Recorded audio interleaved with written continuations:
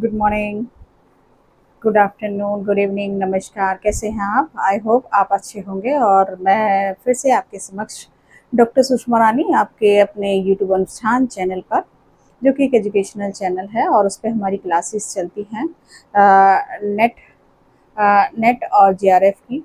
तो यहाँ पर हम उन्हीं क्लासों के सिलसिले में अभी हम मिडेवल काल को पढ़ रहे हैं, जिसमें मिडेवल काल में मुस्लिम एजुकेशन की हम यहाँ बात कर रहे हैं। जो लास्ट हमने बात की थी, लास्ट हमने पढ़ा था, वो था मुस्लिम पीरियड में जो क्या उनका एजुकेशन सिस्टम था और प्राइमरी लेवल में किस तरह का उनका करिकुलम था, किस तरह से उनकी संस्कार मतलब जो विद्यारंभ संस्कार था वो क्या था, है ना। बिस्मिल्लाह खां जो हमारा बिस्मिल्लाह खानी एक उनका वो होता था। जैसे जैसे वैदिक पीरियड में उपनयन संस्कार होता था, बुद्धिज्म पीरियड में पवज्जा होता था, वैसे ही यहाँ बिस्मिल्लाह खानी शिक्षा प्रारंभ करने के लिए एक संस्कार होता था। जब बच्चे का एडमिशन होता था उसके बाद ही वो शिक्षा ग्रहण करता था। तो यहाँ पर हम अभी हमने प्राइमरी एजुकेशन देख लिया, अब हम देखेंगे, हम पढ़ेंगे इसमें हायर एजुकेशन। हायर एजुकेशन, अब हायर एजुकेशन जैसे कि प्राइमरी एजुकेशन के जो वो थे वो मकतब थे, यहाँ पर हम देख रहे हैं मदरसास। हायर एजुकेशन जो दी जाती थी वो मदरसा में दी जाती थी, मदरसे होते थे उसमें एजुकेशन, प्राइमरी एजुकेशन ग्रहण करने के बाद यहाँ आपके मदरसे में बच्चा जाता था। मदरसे में बच्चे जाने के लिए कोई संस्कार नहीं होता था। जैसे बौद्धिज्म पीरियड में संस्कार होता था और या उसमें ब्रह्मचार्य का संस्कार होता था वैदिक में, यहाँ पर कोई संस्कार नहीं था। यहाँ पर जब आपकी प्राथमिक लेवल की जो एजुकेशन है वो कंप्लीट हो जाती थी, तब वो हायर एजुकेशन के लिए मदरसों में बच्चे पढ़ने के लिए जाते थे। No rituals, yes, no rituals were perform while taking admission in madrasas. कोई रिचुअल्स नहीं था, कोई सेरेमनी नहीं होती थी, डायरेक्ट आप हायर एजुकेशन के लिए मदरसा में जा सकते थे। The centre of higher education like Delhi, Lahore, Ajmer, Lucknow, Sialkot and Murshidabad had uh, earned a lot of fame in the field of education. field of education, जो ये यहाँ पर और भी बहुत सारे जो सेंटर्स थे आपके पूरे यहाँ पर इंडिया में फैले हुए थे हायर एजुकेशन के। इन्होंने काफ़ी क्या ना उस टाइम पर ये काफ़ी वो हो गए थे, फेमस हो गए थे। जैसे कि यहाँ पर हम देख रहे हैं कि मुर्शिदाबाद है, लखनऊ है, दिल्ली है, और सभी मदरसे में एक और था, जितने भी मदरसे होते थे, जितने भी इनके इंस्टीट्यूट थे मुस्लिम काल में, मुस्लिम पीरियड में, उनमें उनमें एजुकेशन सारे सब्जेक्ट की एजुकेशन नहीं दी जाती थी। कुछ किसी मदरसे में 2 सब्जेक्ट की दी जा रही है, किसी में दूसरे 2 सब्जेक्ट की दी जा रही है, किसी में नेक्स्ट 2 की दी जा रही है। इस तरह से एजुकेशन दी जाती थी कि सभी मदरसों में एक से सब्जेक्ट नहीं होते थे, डिफरेंट डिफरेंट सब्जेक्ट की एजुकेशन दी जाती थी। डिफरेंट डिफरेंट एजुकेशन के एरिया इसमें कवर करे थे इन्होंने। तो यहाँ और ये काफ़ी फेमस हो गए थे, पूरी इंडिया में फैले हुए थे, और ये फेमस होने की वजह से ही that's is why student from Afghanistan, Bukhara and other Muslim countries used to come here to acquire knowledge, क्योंकि यहाँ की एजुकेशन जो मुस्लिम काल की एजुकेशन थी उस टाइम फेमस हो गई थी। जगह जगह इनके हायर उसके वो बन गए थे, सेंटर बन गए थे हायर एजुकेशन के। तो बाहर से भी एजुकेशन लेने के लिए जो स्टूडेंट थे वो अट्रैक्ट हुए, और बाहर से भी यहाँ नॉलेज लेने के लिए, नॉलेज गेन करने के लिए वो यहाँ पर आके उन्होंने एडमिशन लिया और यहाँ पर नॉलेज गेन की थी। तो उस टाइम पे काफ़ी मतलब जो इनकी हायर एजुकेशन थी वो काफ़ी फेमस थी, हो गई थी, और बाहर से जितनी भी आपकी मुस्लिम कंट्रीज से ज़्यादा स्टूडेंट आ रहे थे उस टाइम पर। Next, curriculum. अब जो इनका ये करिकुलम है करिकुलम भी 2 पार्ट्स में डिवाइड था, सेकुलर एजुकेशन और रिलीजियस एजुकेशन।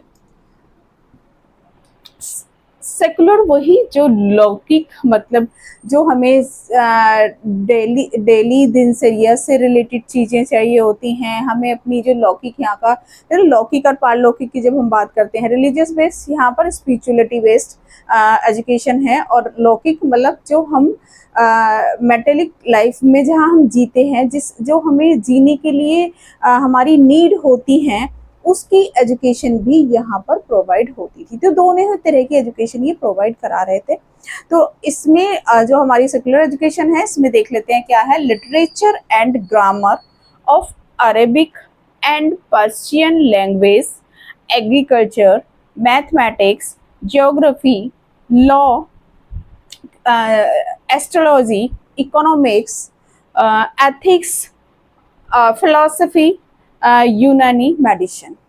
अब क्योंकि एक बच्चे को या एक पर्सन को सरवाइव करने के लिए जो ये संसार है, उसमें हमें ये लौकिक शिक्षा में जो चीज़ें प्रोवाइड करा रहे थे, जो हमारी या जो उस स्टूडेंट की नीड थी, उसके अकॉर्डिंग ये लिखना पढ़ना ही काफ़ी नहीं था वहाँ पर। उस टाइम ये मेडिसिन आपकी जो शिक्षा वो था, मेडिसिन जो औषधि शास्त्र था, उसकी भी एजुकेशन प्रोवाइड करा रहे थे, नीति शास्त्र की भी करा रहे थे, जो कानून व्यवस्था कैसे होनी चाहिए, कैसे सिस्टम को मैनेज किया जाता है, वो भी स्टूडेंट को वो चीज़ें भी आए। तो यहाँ पर इन्होंने करिकुलम में आपका कानून व्यवस्था है ना, लॉ को भी रखा, लॉ के साथ साथ आपकी इकोनॉमिक को रखा, कि इकोनॉमिक कैसे एक आप कैसे इकोनॉमिक कंडीशन की सिचुएशन को हैंडल करेंगे, जिससे छात्रों में इकोनॉमिक को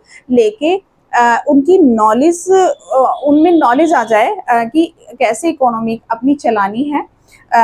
इसलिए ये इकोनॉमिक भी था। एस्ट्रोलॉजी, एस्ट्रोलॉजी जो किसी के बारे में भविष्यवाणी करना, तो ये एस्ट्रोलॉजी भी उस टाइम शास्त्र इन्होंने रखा। फिलॉसफी, फिलॉसफी क्या उस टाइम की जो कैसे उस टाइम का दर्शन शास्त्र था, कैसे लोगों की फिलॉसफी थी, कैसे लोग चीज़ें कर रहे थे, कैसे वो सब भी यहाँ पर हम सीखते हैं इसमें फिलॉसफी में। फिलॉसफी इन्होंने रखा, एथिक्स इन्होंने रखा, ज्योग्राफी जो अपने एरिया की, अपनी सोसाइटी की, अपने जो भी हमारे नक्षत्र हैं या जो भी चीज़ें हैं हमारे इस एरिया में, कैसे क्या पृथ्वी की ज्योग्राफी क्या है, वो भी सब इन्होंने यहाँ पे, जिससे कि बच्चे को पता रहे कि आप कहाँ कैसे रहते हो। तो ज्योग्राफी को भी इन्होंने सब्जेक्ट में शामिल किया। लैंग्वेज, आपकी जो लैंग्वेज थी उस टाइम पर्शियन, जो फारसी लैंग्वेज में इन्होंने पढ़ाई कराई थी। ये इनका जो मीडियम था वो फारसी लैंग्वेज था। लिटरेचर, ग्रामर, व्याकरण, अरेबिक लैंग्वेज, ये सारी चीज़ें यहाँ पर इन्होंने करिकुलम में शामिल की थी, जो कि आपका सेकुलर एजुकेशन थी। नेक्स्ट है आपका रिलीजियस एजुकेशन। रिलीजियस जो धार्मिक शिक्षा थी, वो मुस्लिम काल की कहेंगे तो एक कट्टरता, मतलब कहते हैं ना, यहाँ पर इन्होंने बहुत रिलीजियस एजुकेशन में इन्होंने बहुत ही कट्टरता दिखाई थी। तो यहाँ पर हम देख रहे हैं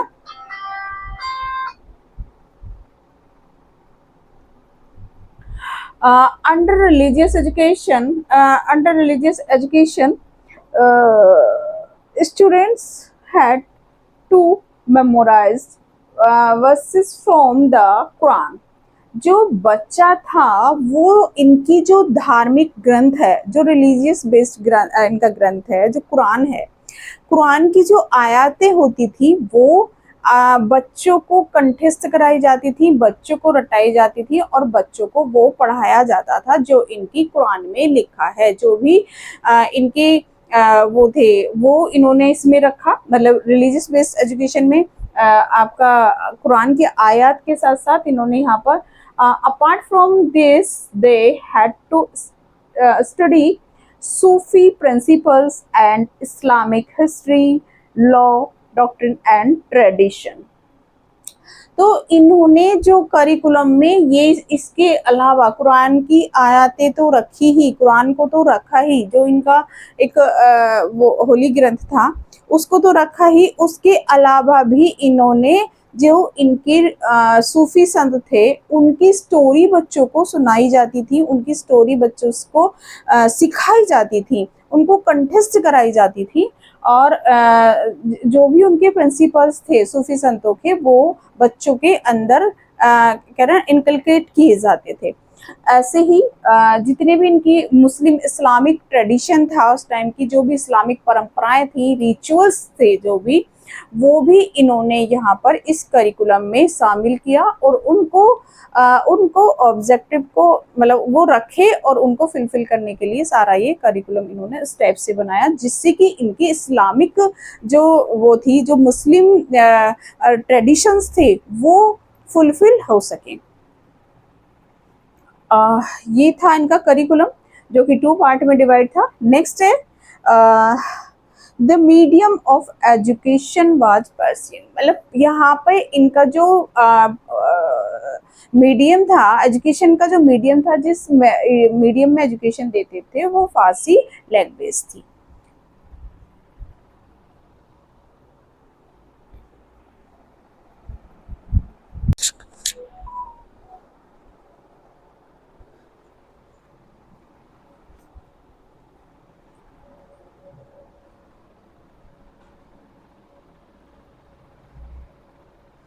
नेक्स्ट है टीचिंग मेथड।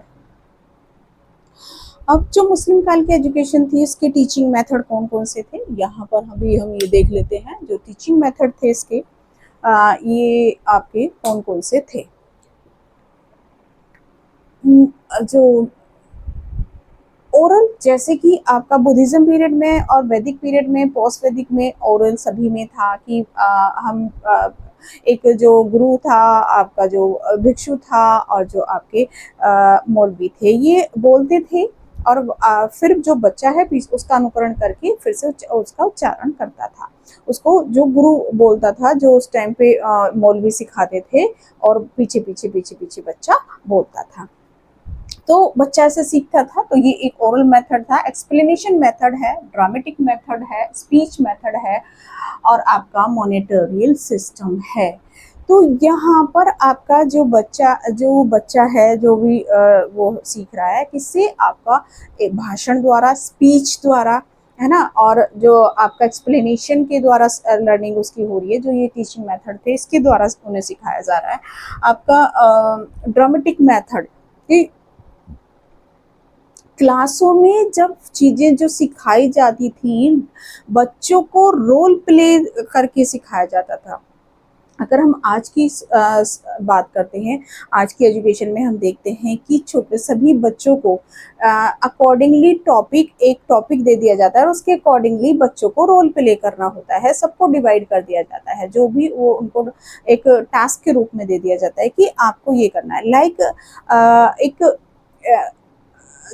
आपको कोई जयंती मनानी है, तो आपको लाइक स्वामी विवेकानंद जी की जयंती मनानी है, तो आपको बच्चों में वो कौन स्वामी विवेकानंद का रोल करेगा, कौन स्वामी विवेकानंद के जो साथी थे, जो उनके उनके साथ रहने वाले लोग थे, उनका कौन रोल करेगा, और उन्होंने कहाँ कहाँ क्या क्या किया, क्या क्या स्पीच दी, क्या कार्य उन्होंने किए, वो सब जो रोल प्ले होता है क्लास में, तो वो एक उसका कितना नाटक के द्वारा यहाँ पर एजुकेशन दी जाती थी। तो नाटक की भी एक मेथड था इनका सिखाने का, कि उसको एक उसमें ड्रामेटिक मेथड्स के द्वारा लर्निंग कराई जा रही थी बच्चों की।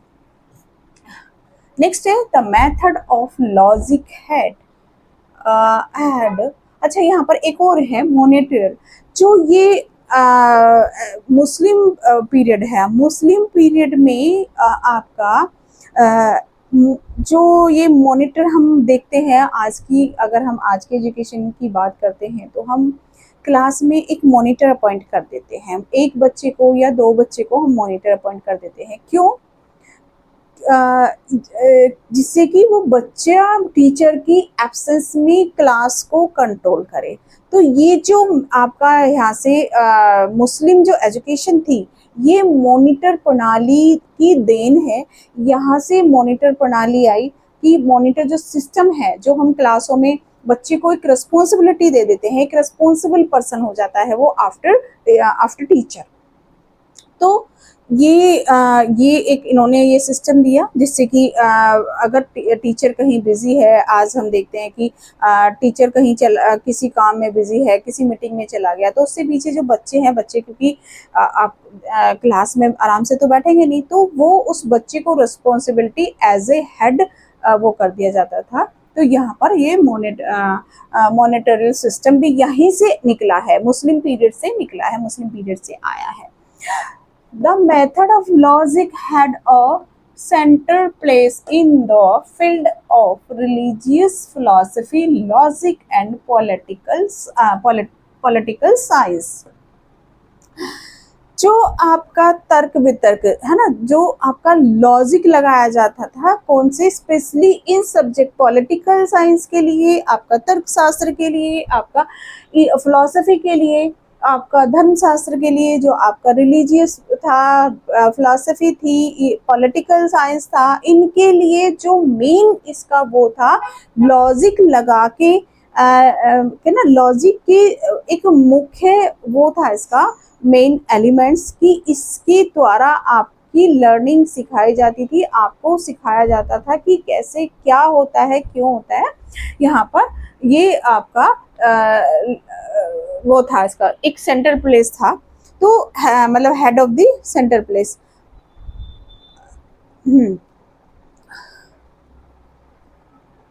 इसके ये आपका हो गया मुख्य कि तर्क वितर्क करके हम सीखें। आज भी अगर हम बात करते हैं तो हम लॉजिक, किसी टॉपिक के पीछे क्या उसकी विचारधारा है, क्या उसके पीछे रीज़न है, हम अपना बच्चों को एक ऐसे एजुकेशन देते हैं, ऐसी एजुकेशन सिखाते हैं, ऐसे ऐसे मेथड्स से सिखाते हैं बच्चों को, तो यहाँ पर बच्चा जिससे कि सीख सके तर्क वितर्क करके अपना, जब कहते हैं ना, जब हम डिबेट करते हैं तो बच्चा उनमें क्या सीखता है, बच्चे को एक एटमॉस्फेयर मिलता है, बच्चे को कोई टॉपिक दे दिया तो बच्चा अपना लॉजिक लगा के उसे करता है। तो ऐसे ही यहाँ पर पॉलिटिकल साइंस, फिलॉसफी, इसमें ये मुख्य वो था, logic learn. Next, there were proper arrangement for practical education of subject like music, handcraft, painting। अगर हम बात करते हैं म्यूजिक, अब म्यूजिक कोई ऐसी तो मैं सिखाऊंगी नहीं कि बस बोल दिया और इतने अच्छे से तो सीख नहीं पाएगा।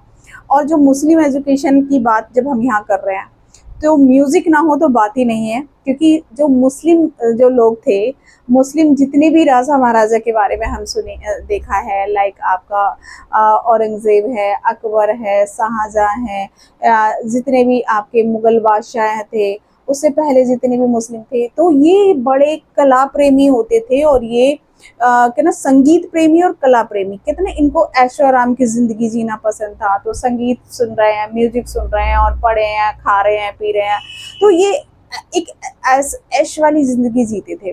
तो इनको संगीत सुनना बहुत पसंद था, तो इसीलिए इन्होंने अपनी एजुकेशन की जो सिस्टम था, उसमें म्यूजिक के लिए प्रैक्टिकल नॉलेज दी, प्रैक्टिकल इंस्ट्रूमेंट के थ्रू इन्होंने नॉलेज दी बच्चों को। अगर हम देखते हैं कि उस टाइम पे भाई तानसेन है जी हैं, उन्होंने अपने दरबार में उनको रखा कि तानसेन जी सिखाएंगे हमारे बच्चों को या हमारे लोगों को, है ना, हमारे दरबार में रहेंगे। तो ये सारी चीज़ें मुस्लिम पीरियड से में बहुत ज़्यादा थी, तो इन्होंने ऐसी एजुकेशन की व्यवस्था कराई। और जो हैंड से काम होता था, हैंडीक्राफ्ट वर्क, लाइक सुंदर कोई चीज़ें बनाना, सुंदर तस्वीरें बनाना, सुंदर कोई मॉडल्स बनाना, तो उसमें भी ये प्रैक्टिकल नॉलेज प्रोवाइड कराते थे।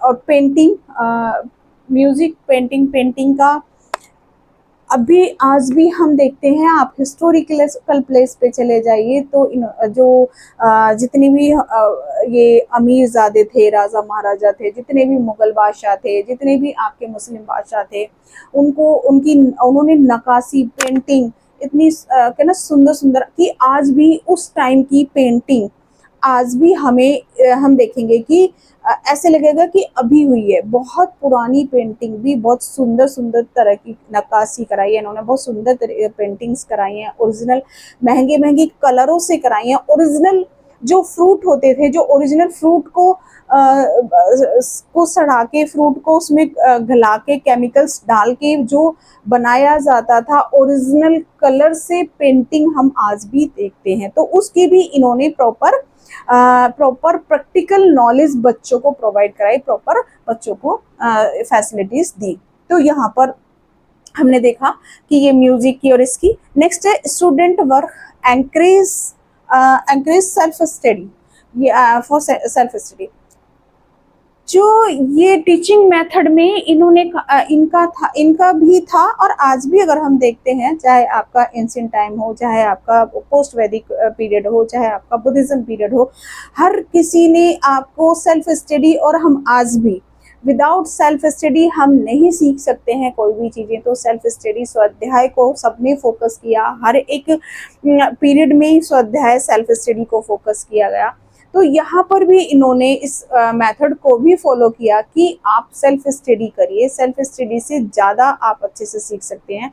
लाइक जो मैंने आपको अभी पढ़ाया, जो मैंने आपको पढ़ाया, जो मैंने समझाया, जब आप उसको यहाँ से कुछ परसेंट आपको डेफिनेटली आएगा। अगर आप चीज़ों को ढंग से सुन रहे हैं, देख रहे हैं, तो आपको काफ़ी कुछ आपको यहाँ से सीख लेंगे। बट वो कब आपकी उसमें आएगा, जब आप उसको सेल्फ स्टडी करेंगे, जब आप उसको एक बार कर लेंगे, खुद से पढ़ लेंगे, तो वो आपको एकदम मेमोराइज हो जाएगा, आपको एकदम माइंड में वो सेट हो जाएंगी चीज़ें कि हाँ, मैडम ने भी ऐसे पढ़ाया था और यहाँ पर ये ऐसी चीज़ें हैं। और जब हम किसी चीज़ को बार बार पढ़ते हैं, तो उसमें से हमें कुछ और नया, हम एक ही टॉपिक को अगर 4 बार बताएंगे, तो चारों बार जरूरी नहीं है कि वो सेम पॉइंट जो फर्स्ट टाइम हमने बोले वही पॉइंट लास्ट में भी होंगे। 4 टाइम में 4 तरीके से चीजें हो जाती हैं, हम कुछ नया सीखते हैं, कुछ अलग सीखते हैं, कुछ अलग वोकेबुलरी आ जाती है, कुछ, है ना। तो डिफरेंट, ये यहाँ पर हमने ये सेल्फ स्टडी को फोकस किया, स्वाध्याय को फोकस किया, ये भी एक इनका टीचिंग मेथड ही था। नेक्स्ट है examination. There was no fixed system of examination for student in the Muslim era. मतलब जो आपका कोई भी, आपका जितने भी आपके एंशिएंट टाइम है, पोस्ट वैदिक पीरियड है, आपका बुद्धिज्म पीरियड है, बुद्धिज्म है, जैनिज्म है, जिसने भी आपके पीरियड है, कोई फिक्स शेड्यूल नहीं था एग्जामिनेशन का, जैसे कि हम आज देखते हैं। तो इनके भी जो मुस्लिम एरा था उसमें भी कोई फिक्स शेड्यूल नहीं था। लेकिन जब हम आज देखते हैं, तो आज एक जो हमारी एग्जामिनेशन प्रणाली है, जो जिससे हम अचीव करते हैं, क्या हमारा रिजल्ट, हमारा हम क्या हमने उसमें अचीव किया, कितना हमने लर्न किया, कितना हमने सीखा, वो जब हम अचीवमेंट करते हैं, तो वो वहाँ पर जो प्रणाली, वो सिस्टम था उस टाइम पर एलिवेशन का, वो डिफरेंट था आज के सिनेरियो से। आज हम देखते हैं कि हमारे एग्जाम टाइम टू टाइम, हमारे first term, second term, third term, ऐसे एग्जाम होते रहते हैं, है ना। एक सिस्टम बना हुआ है एग्जामिनेशन का। लेकिन उस टाइम पे कोई फिक्स सिस्टम नहीं था। उस टाइम पर जो एग्जाम या इवैल्यूएट किया जाता था स्टूडेंट को, वो पर्सन टू पर्सन, कैसे there was no fixed system. The teacher used to evaluate the knowledge of each student himself and allow him to go to the next classes. जो teacher था, जो मौलवी थे उस टाइम पे, मौलवी बच्चे को, जो एक स्टूडेंट था, जो भी कुछ पढ़ाया, जो भी कुछ बच्चे ने सीखा, उस बच्चे से फेस टू फेस बैठ के पूछते थे, है ना। उसको फिर एवेलुएट करते थे कि हाँ, आपको कितना आता है, उसी हिसाब से उसकी अचीवमेंट होती थी। उस टाइम पर भी एक अचीवमेंट उपाधियाँ दी जाती थी डिफरेंट सब्जेक्ट के अकॉर्डिंग। तो यहाँ पर सिर्फ इस तरह की आपकी परीक्षा थी कि टीचर ने पढ़ाया, जो मौलवी जी ने पढ़ाया, जो आपके भिक्षु जी ने पढ़ाया, जो आपके गुरु जी ने पढ़ाया था, वो यहाँ पर बच्चे से पूछा जाता था। बच्चा उसको आपको सुना देता था। अगर बच्चे ने सही सही बता दिया तो आप, जैसे कि हम आज क्या हम वाइवा लेते हैं बच्चों का प्रैक्टिकली, है ना, तो फेस टू फेस लेते हैं। इधर स्टूडेंट है और इधर आपका खुद टीचर बैठा है, या जो भी है टीचर है, प्रोफेसर है, गुरु है, वो बैठा हुआ है। तो जो बच्चे से जब पूछता है तो वाइवा में जैसे क्वेश्चन पूछा जाता है, अगर बच्चा उसका आंसर सही दे देता है तो आपको वैसे ही मार्क्स मिल जाते हैं। वैसे ही सेम वहां पर भी एवेलुएट किया जाता था बच्चों को, जो मुस्लिम पीरियड था। और उसको जब वो पास इस चीज में अच्छे से बता देता था, सारी चीजें उसको क्लियर कर देता था, तो उसको नेक्स्ट क्लास में ऑटोमेटिक भेज दिया जाता था कि अब आप आगे जा सकते हैं नेक्स्ट क्लास में। तो ये इनका एवेलुएटिव सिस्टम था। और अब इसमें अचीवमेंट है ना, ये himself and allow to him go to the next class के लिए भेज दिया जाता था। अचीवमेंट, अब एग्जामिनेशन लिया है तो अचीवमेंट तो होगी ही ना, वो उस टाइम पर भी होती थी और आज भी हम देखते हैं कि हमें जब डिग्रियां मिलती हैं तो आज परीक्षा प्रणाली है, क्योंकि उस टाइम पे परीक्षा का कोई फिक्स सिस्टम नहीं था, लेकिन जब हम आज डिग्रियां मिलती हैं वही हमारी अचीवमेंट होती है। तो उस टाइम पर भी उपाधियां दी जाती थी। कैसे? लाइक देखिए, field of the literature, literature की जो फील्ड थी, जो साहित्य का फील्ड था, उसमें काबिल की उपाधि दी जाती थी। काबिल की उपाधि दी जाती थी। काबिल की उपाधि दी जाती थी। और आपको जो आपका ये जो धर्मशास्त्र से आपका फील्ड था, उसमें आपको आलिम की उपाधि दी जाती थी। आपका जो फील्ड है लॉजिक एंड फिलॉसफी का, उसमें आपको फाजिल की उपाधि दी जाती थी। तो ये उपाधियों के उस टाइम के नाम है, आलिम, फाजिल और आपका काबिल। तो उस टाइम भी अकॉर्डिंगली, सब्जेक्ट अकॉर्डिंगली आपकी अचीवमेंट जो होती थी, वो उपाधियां आपको डिस्ट्रीब्यूट की जाती थी।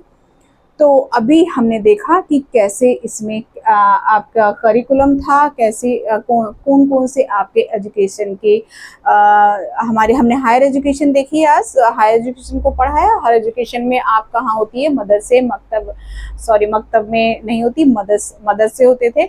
मदरसे और खानगाह, दरगाह, ये अरबी स्कूल, फारसी स्कूल, कुरानी स्कूल, ये यहाँ पर हायर एजुकेशन इनकी होती थी। और इसमें स्पेशली इनकी जो कुरान स्कूल्स हैं और फारसी स्कूल्स हैं, उसमें सिर्फ और सिर्फ मुस्लिम एजुकेशन दी जाती थी। मुस्लिम के अलावा हिंदू बच्चे उसमें अलाउड नहीं थे, हिंदुओं को उसमें एजुकेशन नहीं दी जाती थी। और मुस्लिमों के बच्चों को कुरान की आयतें, जो इनके वो थे धर्म गुरु थे, जो इनके पैगंबर साहब थे, या उनके वो थे शेख शादी थे, जो इनके प्रमुख थे, है ना, उनकी जो प्रिंसिपल्स को पढ़ाया जाता था, उनकी कहानियों को, स्टोरियों को सिखाया जाता था। तो यहाँ पर ये हमने देखा। फिर हमने इसमें देखा करिकुलम 2 पार्ट्स में, लौकिक और पारलौकिक दोनों ही तरह से यहाँ पर इन्होंने डिवाइड किया है।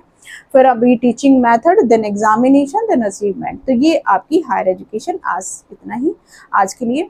और चलते हैं, मिलते हैं फिर नेक्स्ट क्लास में। और आज के लिए आप शेयर करना ना भूलें। चैनल को आप ज़्यादा से ज़्यादा शेयर कीजिए, लाइक कीजिए और कमेंट्स करके बताइए कि आपको कैसा लग रहा है। तो चलते हैं, थैंक यू।